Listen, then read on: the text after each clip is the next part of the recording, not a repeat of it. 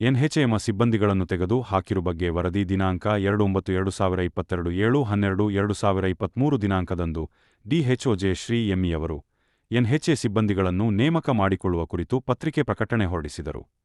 ಅದರ ಪ್ರಕಾರ ನಾವುಗಳು ಅರ್ಜಿಯನ್ನು ಸಲ್ಲಿಸಿದೆವು. ಅದ ನಂತರ ಕೆಲವು ದಿನಗಳಲ್ಲಿ ಜಯಶ್ರೀ ಎಂಇಯವರ ಆಡಳಿತದಲ್ಲಿ ದಾಖಲೆಗಳ ಪರಿಶೀಲನೆ ಇಲಾಖೆಯವರು ಸಂದರ್ಶನ ಮಾಡಿರುತ್ತಾರೆ.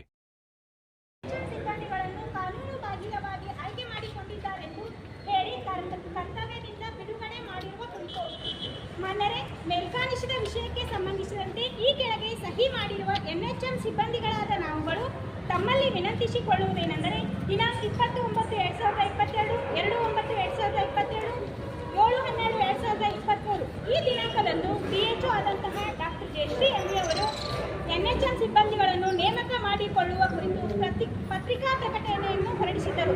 ಅದರ ಪ್ರಕಾರ ನಾವುಗಳು ಅರ್ಜಿಗಳನ್ನು ಸಲ್ಲಿಸಿದೆವು. ತದನಂತರ ಕೆಲವು ದಿನಗಳಲ್ಲಿ ಡಾಕ್ಟರ್ ಜಯಶ್ರೀ ಎಂಇಯವರ ಆಡಳಿತಾವಧಿಯಲ್ಲಿ ದಾಖಲಾತಿಗಳ ಪರಿಶೀಲನೆಯನ್ನು ಹಾಗೂ ಸಂದರ್ಶನಗಳನ್ನು ಏರ್ಪಡಿಸಿ ಇಲಾಖೆಗಳ ನಿಯಮಾನುಸಾರ ಸಂದರ್ಶನ ಮಾಡಿರುತ್ತಾರೆ. ತದನಂತರ ಡಿಎಚ್ಒ ಆಗಿ ಬಂದ ಡಾಕ್ಟರ್ ರಾಜ್ಕುಮಾರ್ ಯರಗಲ್ ಸರ್ ಅವರು ಡಾಕ್ಟರ್ ಜಯಶ್ರೀ ಎಂಇಯವರು ಪರಿಶೀಲಿಸಿರುವ ದಾಖಲಾತಿಗಳ ಸಿಬ್ಬಂದಿಗಳಿಗೆ ಆದೇಶ ಪತ್ರವನ್ನು doctor Rajkumar Yaragal sir DHO ಆಗಿ ಬಂದಂಥ ಡಾಕ್ಟರ್ ರಾಜ್ಕುಮಾರ್ ಯರಗಲ್ ಜಯಶ್ರೀ ಎಂಇಯವರು ಪರಿಶೀಲನೆ ಮಾಡಿರುವ ಆದೇಶ ಪತ್ರವನ್ನು ರಾಜ್ಕುಮಾರ ಯರಗಲ್ ನೇಮಕಾತಿ ಆದೇಶ ನೀಡಿದರು.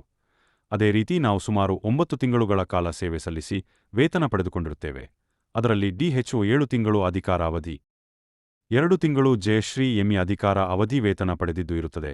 ಎಲ್ಲ ಅಭ್ಯರ್ಥಿಗಳಕ್ಕೆ 2 ನೋಂದಣಿ ಹಾಗೂ ಹೆತ್ತಾರ್ಎಂಎಸ್ ಐಡಿ ಮತ್ತು ಪಿಎಫ್ ಖಾತೆಗಳು ಸಿದ್ಧಗೊಳಿಸಿರುತ್ತಾರೆ.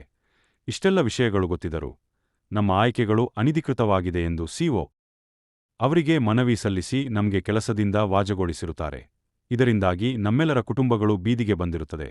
ನಾವೇನಾದರೂ ಮನ ನೊಂದು ಆತ್ಮಹತ್ಯೆ ಮಾಡಿಕೊಂಡ್ರೆ ಸರ್ಕಾರವೇ ನೇರ ಹೊಣೆ ಎಂದು ಬಾಗಲಕೋಟ ಜಿಲ್ಲಾ ಆಡಳಿತದ ಮುಂದೆ ಪ್ರತಿಭಟನೆ ಮಾಡುವುದರ ಮೂಲಕ ಡಿಸಿಯವರಿಗೆ ಮನವಿ ಸಲ್ಲಿಸಲಾಯಿತು.